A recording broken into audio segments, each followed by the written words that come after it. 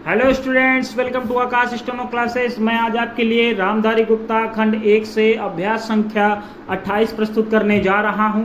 अगर आप चैनल में नए हैं तो चैनल को सब्सक्राइब और बेल आइकन जरूर प्रेस कर लें ताकि हर नया वीडियो आने का नोटिफिकेशन आपको प्राप्त हो सके। तो आइए डिक्टेशन स्टार्ट करते हैं। डिक्टेशन स्टार्ट होगी 5 सेकेंड बाद।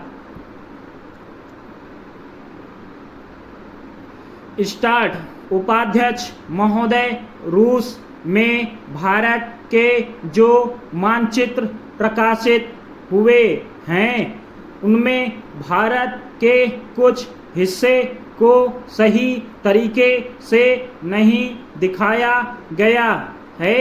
इसको सरकार भी मानती है और इस विषय पर कोई मतभेद नहीं है।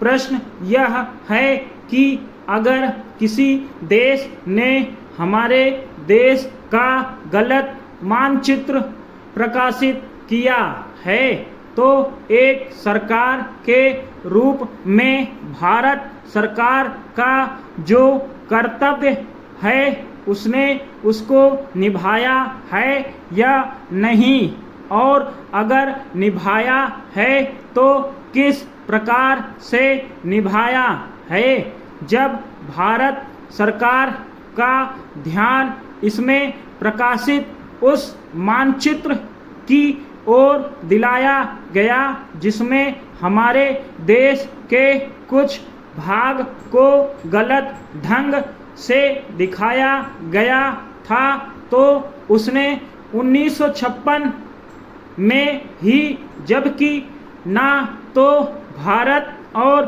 चीन की सीमा का प्रश्न पैदा हुआ था, इस बारे में रूस ने विरोध किया।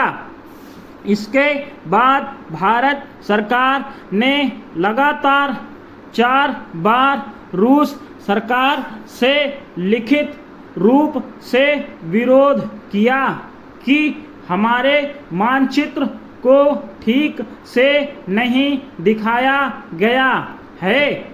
जिस मानचित्र को लेकर यह चर्चा हो रही है, जब उसकी ओर भारत का ध्यान गया तो उसने जून, जुलाई और अगस्त में लगातार 3 बार अपने राजदूत के माध्यम से और रूस के जो अधिकारी हमारे देश में आए उनसे बातचीत करके रूस का ध्यान इस ओर आकर्षित किया कि उसने इस देश का मानचित्र ठीक नहीं दिखाया है।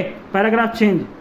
प्रश्न यह है कि जिस मानचित्र के बारे में हम चर्चा कर रहे हैं उसके बारे में हमें चिंता होनी चाहिए या नहीं।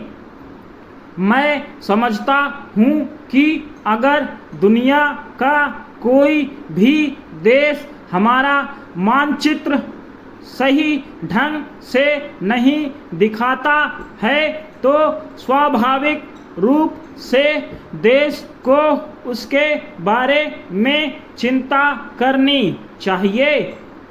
हम अपने कर्तव्य से नहीं चूक सकते हैं, लेकिन जहां तक इस चर्चा का संबंध है, मैं माननीय सदस्य की प्रशंसा करता अगर वह उन समस्त देशों का जिक्र करते और निंदा करते जिन्होंने हमारे मानचित्र को गलत ढंग से दिखाया है।